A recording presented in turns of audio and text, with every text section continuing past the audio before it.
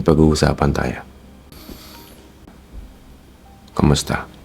May tanong lang ako sa inyong lahat. Ganito pala ang pakiramdam na magti-30 na, no? Yung medyo natatakot ka kasi 30 years old ka na, wala ka pang narating. Wala ka pang naipupundar na may pagmamalaki sa ibang tao. Sa mga naunang mag-30 sa akin, ano bang effect sa inyo ng ng pagiging 30? Yun, gusto ko lang makakuha ng mga advice, no, sa mga dating pang taon ng buhay ko.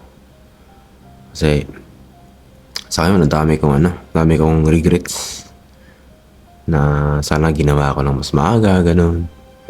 Na sana, mas sinubukan ko yung mga bagay na na gusto kong gawin, na hindi ko na magagawa kasi nga, marami ng responsibilidad, di ba?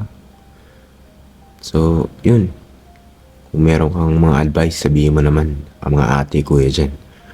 So, yun, hindi ako ayoko magpaka-plastic na marami na akong alam sa buhay kasi 30 na ako, ganun. Kasi marami pa akong hindi talaga alam eh.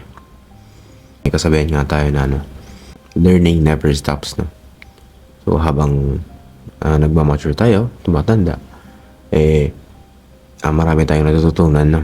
Iba't ibang bagay yung ating na-experience, no? Kaya, sa mga may experience dyan, pa-share naman ng mga experience nyo. Para kahit pa paano magkaroon ng edge sa ibang parte ng buhay. Ayun, salamat. So, paki-comment na lang sa baba. Salamat sa inyo lahat.